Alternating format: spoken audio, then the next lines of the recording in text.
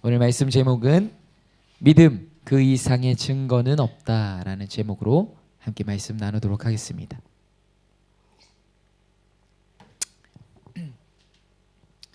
지금 신에게는 아직 12척의 배가 남아있사옵니다. 전선은 비록 적으나 미천한 신이 아직 죽지 않았으므로 적들이 감히 우리를 업신 여기지 못할 것입니다. 누가 한 말인지 아십니까? 2017년에요 그 명량이라는 영화가 개봉했습니다. 당대 엄청 흥행했죠.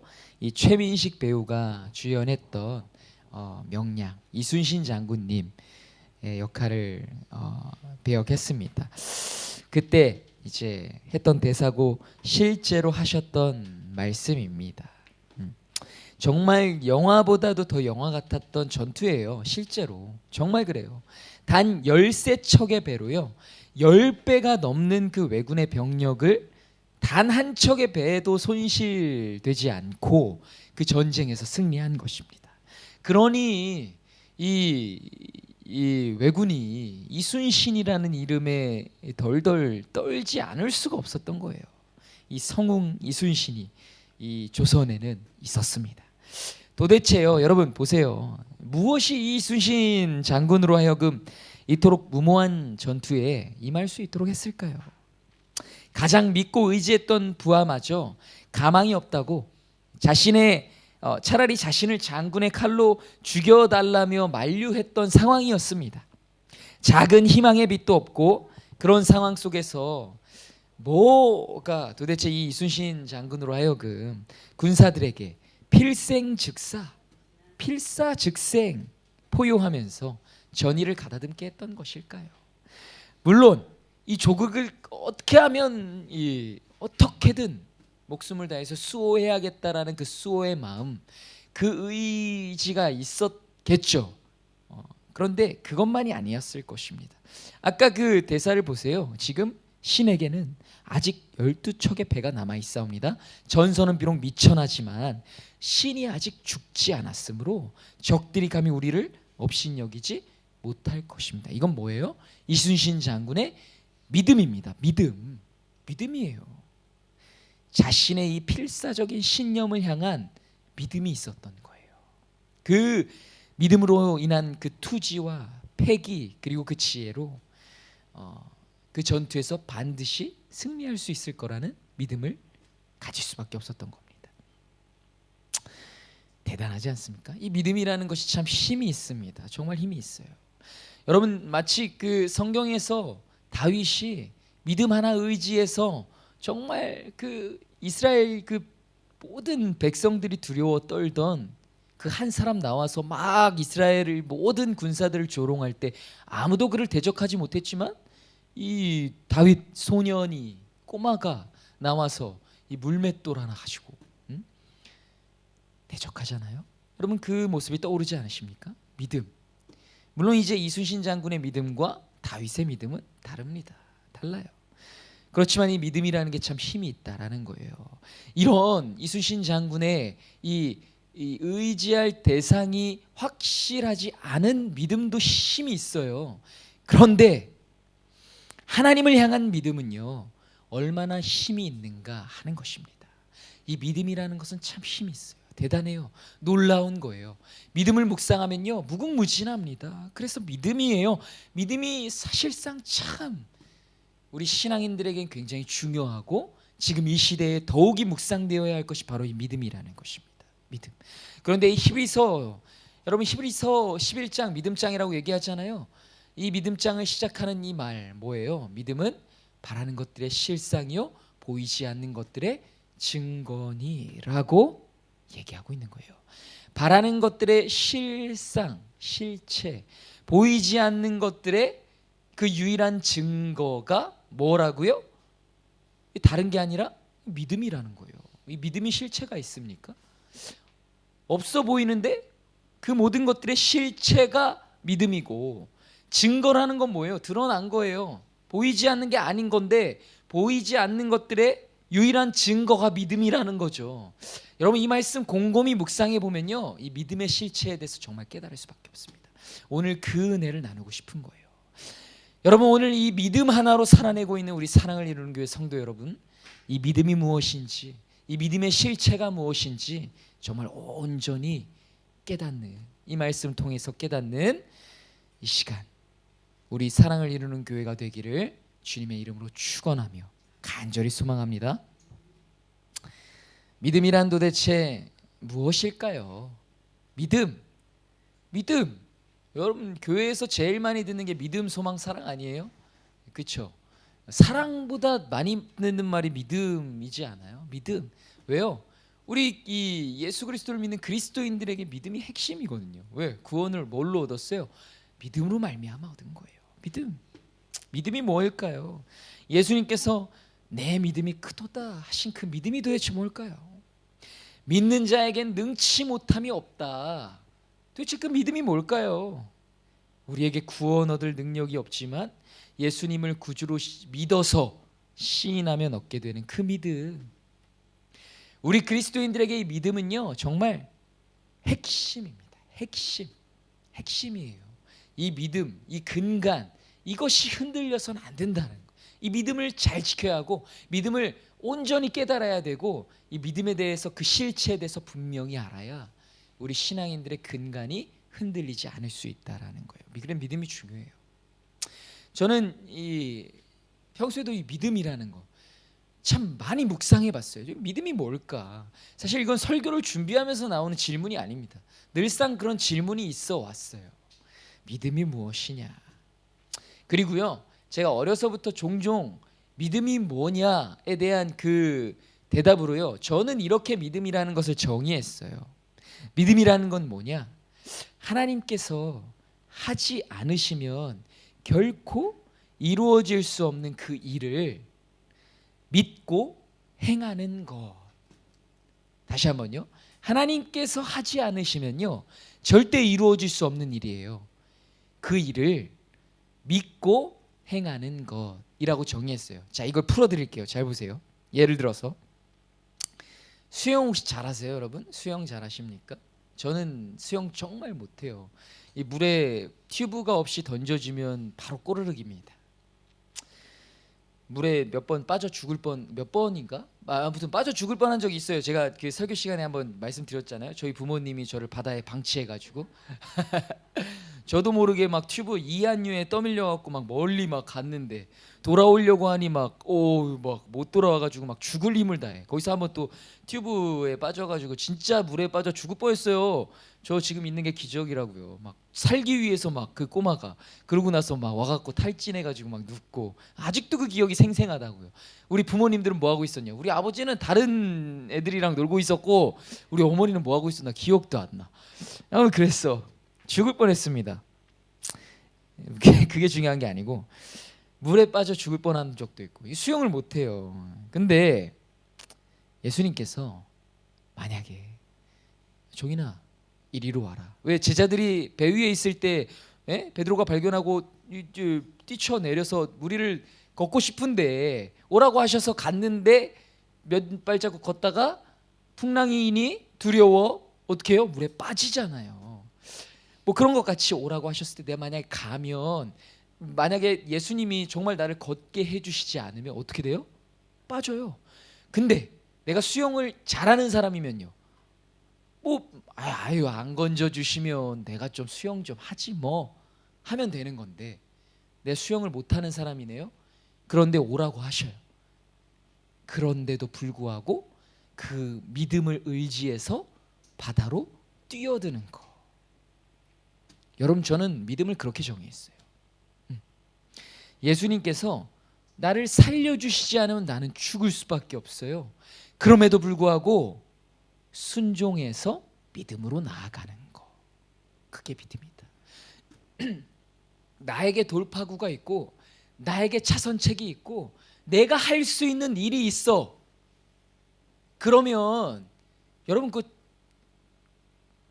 그렇지 않아요? 하나님 말씀에 순종해서 가더라도요, 하나님이 이루어지시지 않아도 이루어질 수 있는 방법이 있다면, 여러분 내가 하나님 말씀 순종해서 이 일 감당한 거야 할 수 있겠어요? 아닌 거예요. 하나님께 순종해서 정말 믿음으로 의지해서 그 일을 감당했어요. 정말 하나님이 도와주시지 않으면 죽을 수밖에 없는데도 한 거예요. 바다에 뛰어든 거예요. 어쩔 수 없이. 예를 들어 그냥 뛰어들면 이상하잖아요. 누구 막 죽어가는 사람이 있는데 나는 정말 수영을 전혀 못해. 도와줄 수 있는 도구가 전혀 없어. 주변에 도움을 청해도 아무도 나타나지 않아. 그럴 때 원래 이제 그 FM은 뭐예요? 절대 뛰어들어서 사람을 수영을 못하니까 수영을 잘하는 사람도 하지 말라고 하잖아요. 그런데도 도와주십시오. 하나님 믿음 주시는 거예요. 저 사람 건져내라. 어떻게? 뛰어드는 거죠. 그래서 도와주는 거예요. 하나님이 도와주실 거라는 믿음을 주셨으니까. 왜요? 사람 생명을 살리는 일이잖아요. 네.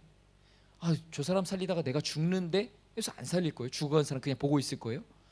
뭐 예를 들어 말씀을 드리는 겁니다. 그런 거예요. 그때 믿음으로 의지해서 뛰어들 수 있는, 그게 믿음이라는 거예요. 믿음. 여러분 정말 그래요. 이게 진짜 믿음인 거예요. 우리가 차선책이 있고 하나님이 도와주지 않으셔도 살아날 수 있는 다른 길이 있다면 그걸 정말 참된 믿음으로 일궈낸 순종이라고 말할 수 있겠습니까? 하나님이 도와주시지 않으면 죽을 수밖에 없고 끝날 수밖에 없는 일임에도 불구하고 순종하며 나아가는 것, 그것이 바로 믿음이다라고 저는 정의했어요. 그랬던 것 같아요. 그런데 뭐 제가 정의한 믿음이 뭐 중요하겠습니까? 하나님께서 믿음이 뭐라고 말씀하시는지가 더욱 중요합니다. 히브리서에 나타난 믿음을 뭐라고 정의하셨는가 한번 살펴보기 원합니다. 믿음장 히브리서 11장에서는 믿음을 뭐라고 정의하고 있을까요? 히브리서 11장 1절 말씀, 믿음은 바라는 것들의 실상이요 보이지 않는 것들의 증거니라고 믿음을 정의하고 있어요. 여러분 바라다라는 거, 이 뭐예요? 어떠한 일이나 상태가 이루어지거나 그렇게 되었으면 하고 생각하는 것이 바라는 거예요. 이루어지지 않은 일을 이루어졌으면 하고 원하는 거, 그게 바라는 것입니다. 아직 이루어지지 않은 거라는 거예요. 아직 확실하지 않고 아직 형태가 없는 거, 그게 바라는 거라는 거예요. 여러분 명량해전에서의 승리는요 아직 이루어지지 않은 겁니다. 그것을 바라고 믿은 거예요. 네. 그게 바라는 것들의 그 실상이 믿음이고, 그 보이지 않는 것들의 참 제대로 얘기했나? 바라는 것들의 실상이 보이지 않는 것들의 그 증거가, 이 증거가 뭐냐? 이 승리를 이룰 수 있는 그 증거가 뭐야? 믿음이다. 그게 믿음이라는 거예요. 여러분 믿음이라는 거, 그게 믿음이에요. 이 믿음 자체가 증거라는 거예요. 여러분 요거 정말 묵상을 잘해야 돼요. 하나님 어떻게 살아계신 거 어떻게 증명할 건데? 그 증거가 뭔데? 뭐예요? 믿음이다. 믿음이에요. 믿음입니다. 여러분 믿음이 없이는 아무것도 증명이 안 돼요. 믿음으로 증명한다는 것 자체가 그래서요 이 논리가 빠삭하고 똑똑한 사람들에게는 말도 안 되는 거죠. 말도 안 되는 거예요, 믿음이라는 게. 그러나 하나님 뭐라고 말씀하시는 거예요? 믿음이 우리가 바라는 것들의 실체 실상이고 보이지 않는 것들을 증거해내는 그 증거가 뭐냐? 그게 믿음이다 라고 말씀하신, 그 믿음 자체가 중요하다는 거예요. 우리에게 바라는 거가 뭐냐고 여쭤보면요 가지각색일 겁니다. 그렇지 않습니까? 지금 바라는 게 뭡니까? 그러면 가지각색으로 있을 거예요. 그런데 여러분 보세요. 여러분이 바라는 것들이 전부 그대로 이루어지던가요? 아니에요. 그렇다면 그럼 믿음이 있으면 바라는 것들이 다 이루어질까요? 그렇지가 않습니다. 않아요. 않잖아요. 그렇게 살아왔잖아요. 그렇죠? 믿음을 가졌지만 바라는 것들, 우리가 바라는 것들이 이루어지지 않는 순간들이 더 많았을 거예요. 그랬다라는 거예요. 그래서 바로 깨달아야 돼요, 여러분. 이 믿음이 바라는 것들의 실상이라는 말은요, 단순히 우리가 바라는 이 세상적인 소원이 반드시 다 이루어질 것이다라는 말이 아니라는 거예요. 그게 아니에요. 바라는 것이 도대체 이 히브리서 기자가 말하는 바라는 것이 무엇인지가 올바로 깨닫는 게 중요해요. 그래서 바라는 게 너희들이 바라는 것들의 실상이 믿음이고 보이지 않는 것들의 증거가 믿음이다라고 얘기한 게 아니에요. 바라는 것들이 뭔지, 뭘 말한 건지 깨달아야 돼요. 이 히브리서의 저자는요, 바라다라는 뜻으로 사용된 소망이라는 이 단어의 동사 또는 명사를요, 히브리서에서 반복적으로 사용하고 있습니다. 소망이라는 말을. 그런데 이 히브리서에서 말하고 있는 소망은요, 다른 소망이 아니에요. 뭐 너희가 뭐 이 세상에서 뭐 잘 될 수 있어. 또 이 로마의 압제로부터 뭐 벗어나고 승리할 수 있어. 참 이 메시아가 와서 너희의 모든 억울함을 다 털어줄 만큼 이 놀라운 힘과 능력으로 이 로마를 막 압살시켜 줄 거야. 지금 이 종교 이 사꾼 같은 사람들 다 하나님 쓸어줄 거야. 이런 소망이 아닌 거예요. 어떤 소망입니까? 하나님의 약속과 관계되어 있다라는 거예요. 히브리서 3장 6절 말씀입니다. 그리스도는 하나님의 집을 맡은 아들로서 그와 같이 하셨으니 우리가 소망의 확신과 자랑을 끝까지 굳게 잡고 있으면 우리는 그의 집이라라고 하셨어요. 소망입니다. 이 소망에 대한 언급이 계속해서 히브리서를 통해서 이어져요. 소망. 이게 뭐라고요? 바라는 것을 소망이라는 단어를 통해서 계속해서 히브리서 기자는 얘기하고 있다는 거예요. 출애굽한 그 이스라엘 공동체에 진짜 가나안에 왔지만 진정한 안식을 누리지 못하고 있잖아요. 진정한 안식, 좀 신학적인 얘기예요. 종말론적인 안식, 그런 권면들. 또 6장에서는 아브라함에게 주어진 그 기업에 대한 소망에 대해서 얘기하고 있고요. 뭐 약속. 그리고 7장에서는 그리스도의 대제사장직을 우리가 다 맡았다라는데 그래서 하나님께 나아갈 수 있는 소망이 생겼다라는 그 소망, 거기에 대해서도 언급하고 있고, 10장에는 믿는 도리의 소망이 그리스도의 피로 이 종말론적인 안식의 장소인, 조금 여러분들 신학적인 내용이라 어렵게 느껴질 수 있지만 어쨌든 그 소망이라는 것, 쉽게 말하면 어디를 향해 있어요? 하나님을 향해 있는 거예요. 쉽게 말하면 하나님을 향한 소망이 바라는 것 또는 보이지 않는 것. 왜?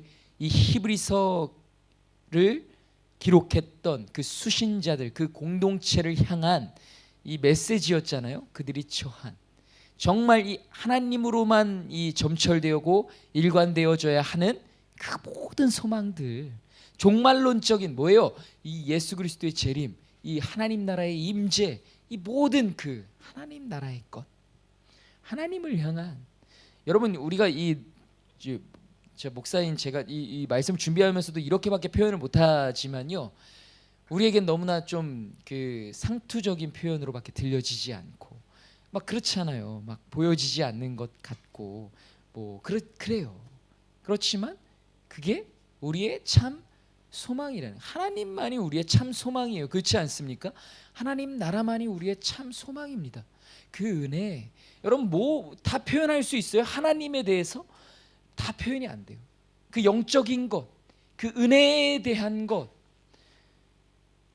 이 세상의 가치가 아니라 하나님 나라의 그 가치들, 그것을 소망하는 것, 그게 바라는 것이라는 거예요. 이건 차원이 높아요. 높은 차원의 것이에요. 단순히요, 이 세상에서 어려운 일이 끊어지는 것 정도가 아니라, 단순히 내 자녀들이 잘 되는 것을 소원하는 소망, 그런 정도가 아니라, 단순히 좋은 사람 만나서 결혼 잘해가지고 평안한 가정 이루는 거, 이런 세상적인 소망에 머물러 있는 게 아니에요. 여러분, 우리 그리스도인들은 수준과 차원이 다 높아야 돼요. 여러분, 이 그리스도인들이 함께 나누는 이 나눔들이요, 수준이 좀 높아야 된다고요. 서로 나눌 때 뭔 얘기할까요? 교회 안에서 뭔 얘기해요? 요 한 주 살아가는데 하나님 말씀대로 살아내려 하니 내가 참 이 하나님을 너무 소망하고 바라는데 내가 은혜대로 잘 살아내지 못했어. 기도하면서 정말 하나님을 더 간절히 바라고 싶었는데 더 하나님께 집중해서 하나님과 더 깊은 교제로 나아가고 싶었는데, 여러분 이거를 성도들이 나누는 나눔으로 생각하지 않는다니. 목회자들이나 뭐 그런 나눔 하지 뭐 성도들이 뭐 그 정도까지는 하고 선을 그을 수가 있다라는 거예요. 그렇지가 않아요. 히브리서에서 계속 강조하는 게 뭐예요? 만인 대제사장. 예. 목회자뿐만이 아니에요. 여러분 평신도라는 말 잘못된 말입니다. 왜 평신도예요? 예. 평범한 신도들이라는 말이잖아요. 예. 뭐 계급을 나눈 거예요. 그게 가톨릭에서 온 표현입니다. 평신도가. 거기서는 이 목회자, 그때 이제 주교, 신부, 그들, 그 목회자들만 신적인 권위가 있는 참 특별한 존재들, 제사장이었어요. 그리고 평신도라는 거예요. 그렇습니까? 아니에요. 모두가 대제사장의 그 직분을 부여받았다는 거예요. 그래서 이 사역을 하지 않고 목회자이지 않아도 모두가 이런 이 말씀의 도전 앞에 설 수밖에 없다. 그런 나눔이 있어야죠. 성도들도 교회 안에서. 나는 뭔 얘기하겠어요. 야, 뭐, 야, 요즘에 이 주식이 핫하다던데. 요즘 장난 아니야. 근데 이 정보 너한테만 알려줄게. 이런 얘기를 하지 않겠습니까? 다 그렇지 않겠지만, 야, 요즘에 뭐 어땠어? 서로 세상에서 있었던 그 즐거움을 나누고. 제가 말씀드렸잖아요. 말씀대로 살아내려는 몸부림이 없으면 한 주 살아가는 거 all is well 다 좋은 거예요. 부딪힘이 없고. 그리스도인으로서 살아가는 게 뭐 그렇게 어렵겠어요? 뭐가 어려워? 뭐가 어려워요? 예. 예수 믿는 사람 티내고 살아가지 않는데, 부끄러운데 요즘에는 뭐가 어려워요? 그래서 이게 어려운 거예요. 바라는 것이 진짜 이 하나님 나라, 이게 어려운 거예요. 이제 강단에서 선포를 해도 그게 뭐야 저게 할 수밖에 없는, 그 은혜를 묵상한 적이 없어서 이게 하나님을 소망한다, 뭐 하나님을 바라는 이게 뭐지 싶은 거예요. 점점 더 그럴걸요. 여러분 교회 안에 정말 은혜가 충만했었던 그 시간이 점점 여러분 한국 교회도 그 수순을 밟아가고 있는 거 아니에요? 점차적으로 우리 이 조선 땅에 복음이 들어온 지 다른 나라들보다 늦기 때문에 그나마 뜨거웠던 그 부흥의 시대가 그들보다 더 최근이었을 뿐이지, 우리도 이게 지금 얘기가 아니에요. 10년 전, 20년 제 신학교 있을 때도 계속 이런 얘기가 들려왔어요. 유럽의 교회들이 다 문을 닫고 사장되고 인본주의에 빠지고 자유주의로 흘러가고 신학이 병들어가고, 그때 당시 얘기예요. 지금 제가 신학교 때가 17년 전입니다. 벌써 많이 지났어요. 엄청 많은 시간이 지났다. 바라는 것, 소망. 여러분 우리가 단순히 뭐 우리가 투자한 주식이 대박나고 뭐 이런 수준의 것이 아닌 거예요. 이건 주체가 아니라 객체예요. 객체. 여러분이 살면서 고민하는 거, 사실 이게 주체가 아니라고요. 우리가 신음하고 고통하지만, 물론 제가 다시금 하나님께 믿음을 얻어 이렇게 나아가면서 다시금 깨닫게 되는 것들, 그게 주체가 아닌 거예요. 이 믿음에 집중하다 보니 우리가 믿음이 연약해져서 흔들리는 거예요. 믿음이 결국에 믿음인 거예요. 믿음, 하나님을 향한 믿음이 견고하면요, 여러분 이 모든 게 뭐 문제겠습니까? 하나님이 이 문제 이거 해결 못하실 분이에요? 아닙니다. 우리가 바라고 소망하는 것이 이루어질 것을 믿는 것이 믿음이 아니에요. 신뢰할 수밖에 없는, 믿을 수밖에 없는 그 하나님, 끝까지 믿고 신뢰하는 것, 그래서 그 믿음을 위해 계속해서 풍랑이 있고 계속해서 시험이 있고 박해가 있고 환란이 있는 거예요. 왜요? 진짜를 찾아야 하니까. 진짜가 되어야 하니까. 알곡과 가라지를 분별해야 되잖아요. 진짜인지 가짜인지. 저 같아도 그러겠어요. 막 탈탈 흔들어 보면 막 이게 알곡인 줄 알았는데 결국엔 막 부스러 올라오는 껍데기밖에 없는, 뭐 어떻게 하신대요? 불에 태워버린다. 무서운 말씀 아닙니까?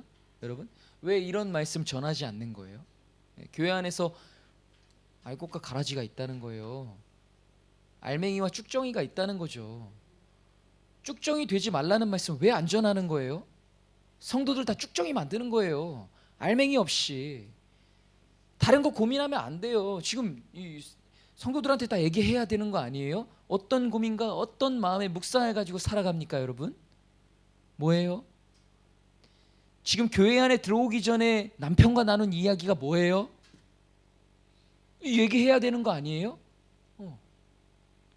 그리스도인으로서, 하나님의 자녀로서 정말 교회를 위해, 복음을 위해 이렇게 살아내기 위한 몸부림과 그런 나눔과 고백과 그런 삶이 있어야 돼요. 특별한 사람만 전도자로 살아갑니까? 특별한 사람만 늘 매주 이 직장에서 정말 하나님 그리스도인답게 살아가기 위해 몸부림치고 발버둥 쳐요? 유명한 사람만? 그렇지가 않잖아요. 예. 여러분, 우리가 직장 생활 왜 합니까? 이거 잘 물어봐야 돼. 왜 공부해요? 왜 직장 취직했어요? 왜? 뭐 물론 살아가기 위해서. 그렇잖아요. 노력해야 돼요. 그 노력의 일환입니다. 농경사회엔 농사 열심히 줘야 돼. 하나님이 수고하지 않으면 먹지도 말라고 하셨잖아요. 수고해야 되니까. 여러분, 우리는 이 땅에서 수고하며 살아가야 됩니다. 마땅히 그 할 일을 감당해야 돼요. 그래서 우리에게 맡겨진 일을 열심히 하는 거예요. 학생은 본분으로서 공부 열심히 하고 맡겨진 거 열심히 해야 돼요. 그래서 좋은 직장 취직하면 좋죠. 예. 그래서 돈 벌면 좋죠. 그게 목적이 되면 안 되는 거죠. 그렇죠? 예. 평안하고 안락한 삶 누릴 수 있어요. 넉넉한데 뭐 누릴 수 있죠. 사치하면 안 되지만. 그렇죠? 예. 그걸로 욕심내면 안 되지만, 거기에만 집중하면 안 되지만, 나누고 살아가고 베풀고 살아가며 그래야 하는 거 아니에요? 선교하고 전도하고, 예, 그게 그리스도인의 삶입니다. 그런데 그 목적과 이유가 내가 좀 더 이 재화를 늘려내기 위해, 내 자녀에게 좀 더 물려주기 위해 아니에요. 여러분, 아닙니다. 그거 아니에요. 그렇게 해서 노력하면 안 된다는 거예요. 아니라고요. 아닙니다. 예. 나를 위해서, 내 자녀를 위해서, 하나님 나라를 위해서. 여러분, 무엇을 하든지, 뭘 먹고 마시든지 뭘 위해서 하라? 하나님의 영광을 위해서 하라. 너의 의식주가, 너의 삶의 모든 걸음걸음, 너의 일거수일투족이 하나님의 영광을 위한 삶이 되어야 한다라는 말씀입니다. 그게 맞아요. 맞아요. 왜 공부해요? 하나님의 영광을 위해서요. 여러분, 제가 신학교 다닐 때 그 종합대학이었어요. 그때 제가 들었던 이야기, 그때 당시 저한테 누나였죠. 그 소녀에 대한 이야기를 잊을 수가 없어요. 매일 이제 이 도서실에 매일 아침부터 막 너무 공부를 열심히 하는 사람이 있었어요. 근데 막 가서 물어본 거, 궁금해서 왜 이렇게 공부를 열심히 하냐. 그러니까 자기 그 비전을 위해서 한대요. 비전이 뭐냐? 꿈이라고 얘기하면 하나님이 주신 소명이겠죠. 자기가 이제 깨달은 소명 뭐냐? 이 지구를 사고 싶다는 거예요. 맹랑하죠. 그래서요, 하나님께 드리고 싶대요. 그러려면 자기가 지금 할 수 있는 최선의 것이 공부라는 거예요. 그걸 듣는데 충격이었어요. 그때 당시도 막 도전을 받는 거예요. 나는 물론 이제 지구를 살 수는 없지만 나는 하나님 나라를 위해서 내가 할 수 있는 최선을 다해야지. 와, 맞아. 와, 멋있다 했어요. 여러분, 이게 진짜 하나님 자녀의 포부 아니에요? 그렇게 살아야 되는 거 아니냐고요. 왜 이렇게 열심히 공부하냐? 좋은 취직해야죠. 그래야 돈 잘 벌잖아요. 요즘에 그래도 연봉 5천 원 돼야 넉넉히 살아요.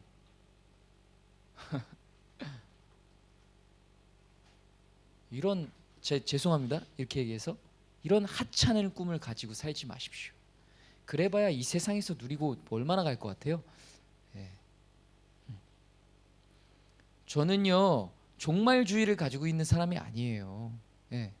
예수님 곧 오시는데 뭐하러 지금 그렇게 열심히 해가 아니라고요. 아니에요. 오늘 이 하루를 최선을 다해야 돼요. 내일 당장 주님 오신다고 해도 그게 아닙니다. 그게 아니에요. 진짜. 그래서 우리가 이 믿음에 더욱 집중해야 돼. 우리가 바라고 소망하는 거, 이 세상적인 참 그것만 바라고 이거는 좀 수준이 낮아요. 더 높은 곳을 향해 있어야 돼요. 더 높은 곳을 향하여. 하나님, 하나님의 나라가 회복되어야 합니다.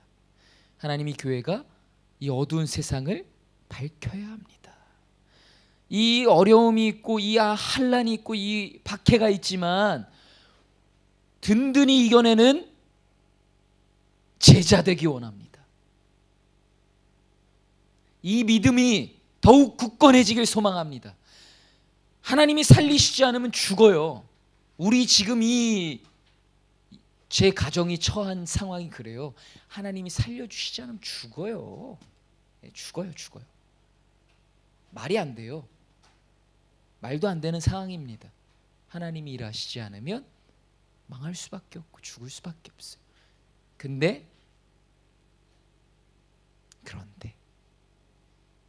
괜찮아. 무리를 걸을 수 있어. 손을 내미시는 그 주님을 의지하고 물 위로 배에서 뛰어 내리는 거예요. 건져주시지 않으면 죽잖아요. 하나님 일하시지 않으면 죽을 수밖에 없는 상황이잖아요. 그 믿음을 의지해서 뛰어 내리는 겁니다. 사람들은 말할 거예요. 아유 이 바보, 야 너 그러다 죽어. 지금 풍랑 이런 거 봐. 혹시나 네가 수영을 할 줄 안다고 해도 죽을 수밖에 없을걸? 근데 하나님은 분명히 오라고 하시니 나는 주님께 갈 거야. 그게 바로 믿음입니다. 소망, 하나님 나라를 향한 소망, 실상, 실체.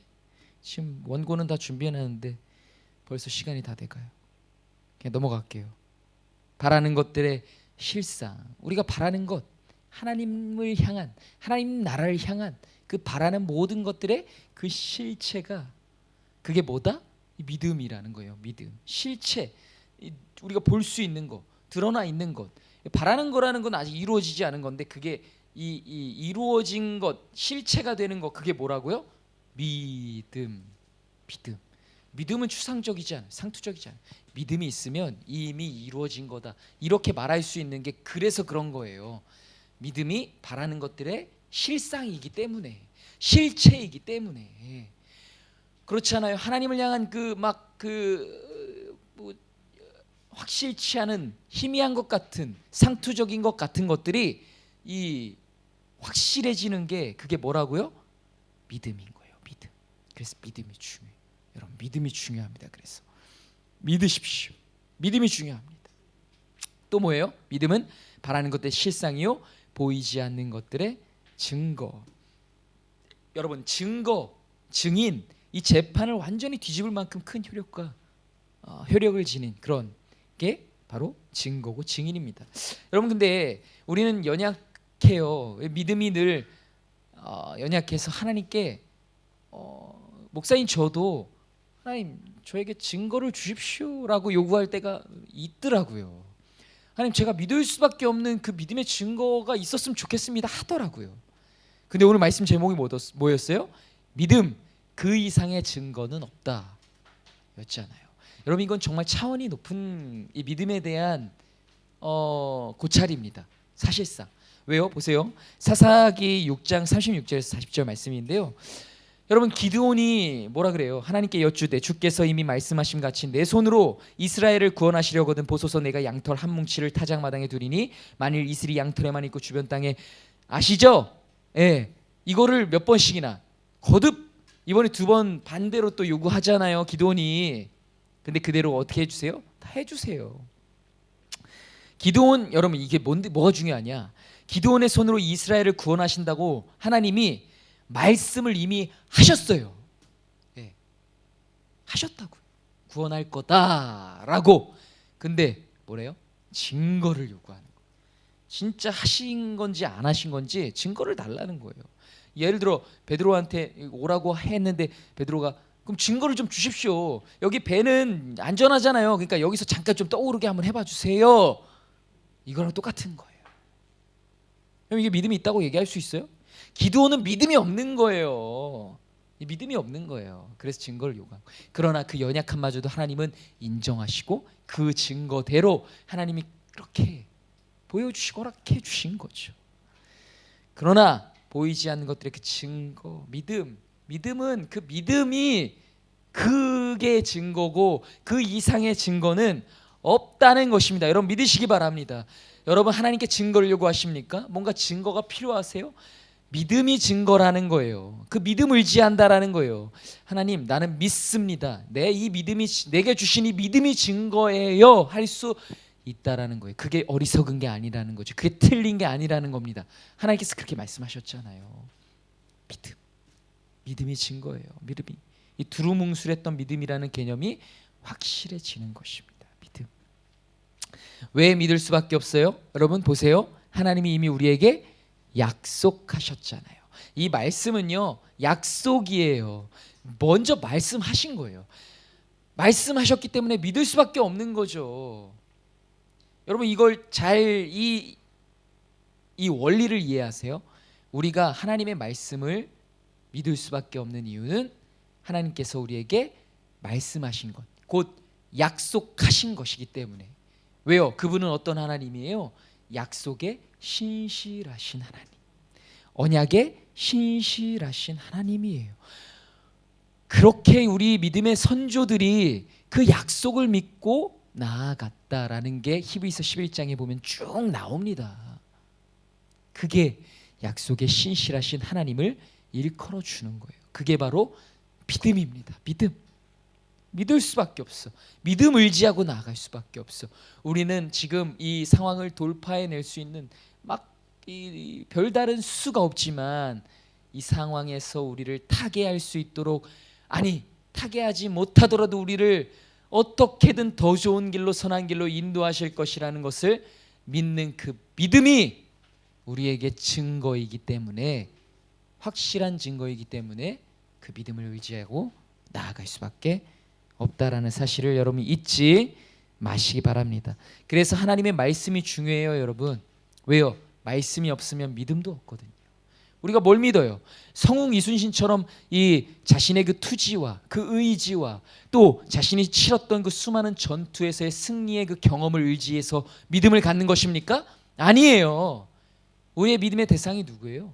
하나님, 그리고 하나님께서 하신 그 말씀이에요. 말씀. 그래서 말씀이 중요한 거예요. 여러분 믿음이 흔들린다. 그럼 뭘 의미할까요? 이 말씀이 내 삶에서 채워지지 않고 있다라는 것을 의미할 겁니다.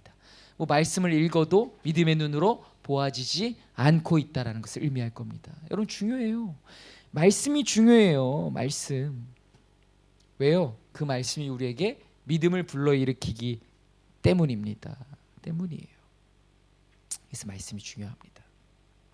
근데 말씀은 뭘 통해서 난다라는 거예요? 믿음은 들음에서 나며. 로마서 10장 17절 말씀. 그러므로 믿음은 들음에서 나며 들음은 그리스도의 말씀으로 말미암았느니라. 예, 아멘입니다. 그 말씀으로 인해서 믿음이 생겨나는 것을 여러분 잊지 마시기 바랍니다. 여러분 삶을 말씀으로 채우십시오. 그래서 우리가 날마다 하나님의 말씀을 묵상하고 아침마다 큐티하는 거 믿음이 중요하기 때문이에요. 그래서 그러는 거예요. 여러분 기억하시기 바랍니다.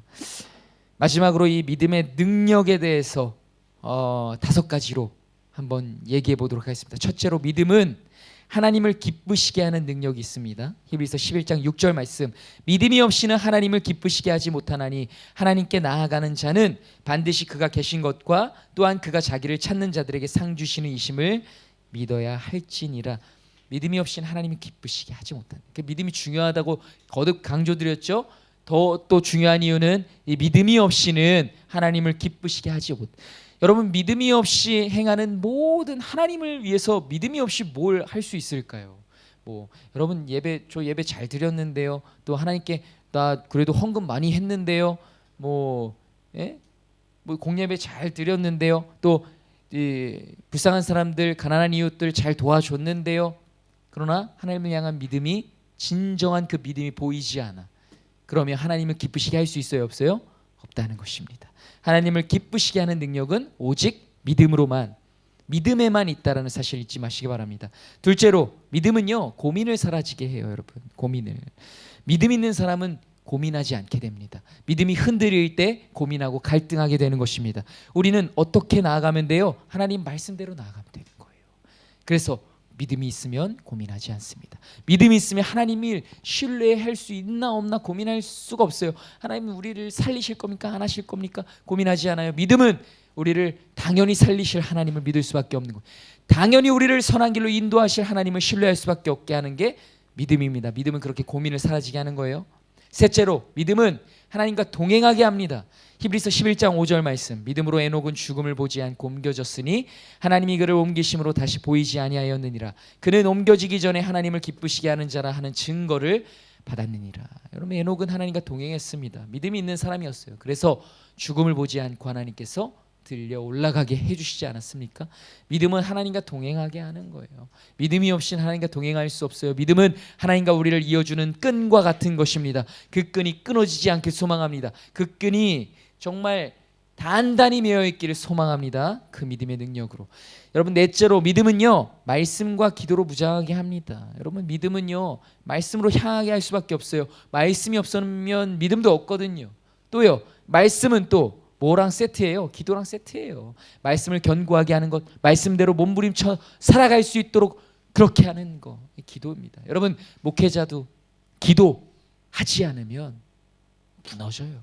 여기서 말씀 전하고 막 진짜 강단에서는 말씀이 정말 잘 전해요. 이 목사님은 정말 이 말씀대로 살아가는 것 같은데 삶이 무너져 있고 구설수에 오르고 뭐 문제가 막 최근에도 막 지금 교회 오면서도 막 참 안타까운 소식을 들었는데 그런 거예요. 야, 이 목사님이 한 거예요. 왜 그랬을까요? 모르겠어요. 그 저편에는 저는 이런 이유가 있었다 봅니다. 그 기도가 소홀해지지 않았을까라는 생각을 해봐요. 말씀과 기도는 세트예요, 여러분. 말씀을 전하는 목회자가 말씀은 당연히 묵상하고 전해야 해서 말씀에는 기울이겠지만 기도하지 않으면 굳건해질 수 없어요. 흔들릴 수밖에 없다고요. 무너지는 거예요. 기도해야 한다라는 것입니다. 믿음은 말씀과 기도로 무장하게 하는 것임을 여러분 기억하시기 바랍니다. 마지막으로, 믿음은요, 이기고 승리하게 합니다. 믿음이 없이는 이길 수 없어요. 믿음은 돌파하게 하는 거예요. 믿음은 추월하게 해요. 그게 믿음의 진짜 능력임을 잊지 마시기 바랍니다. 여러분, 이 영적 전쟁, 전시 상황은 결코 휴전하지 않아요. 주님 다시 오시는 그날까지 절대로 종전되지 않습니다. 우리는 늘 영적 전쟁 가운데 살아가는 거예요. 때때로 지잖아요. 때때로 패전하잖아요. 그러나 다시 전열을 가다듬고 다시 전선으로 향하십시오. 여러분이 영적 전쟁에서 승리해 나가는 우리 사랑을 이루는 교회가 되기를 간절히 소망합니다. 그렇게 승리하며 나아갑시다. 그렇게 승리하며 살아갑시다. 그렇게 하나님 나라 그 하나님의 왕국을 지켜내는 하나님의 군사들로서 우리 날마다 믿음으로 살아내는 우리 사랑을 이루는 교회가 되기를 간절히 소망하고 주님의 이름으로 축원을 드립니다. 함께 기도하며 나아가겠습니다.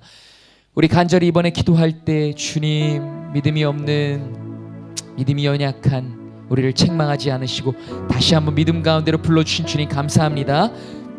그 믿음에 집중하고 정말 그 믿음을 바로 깨달아 믿음으로 살아가는 제가 될 수 있도록 주님 도와주시옵소서라고 우리 주의 간절히 우리 주님께 간절히 한번 기도하며 나아가겠습니다. 함께 기도합시다. 주님,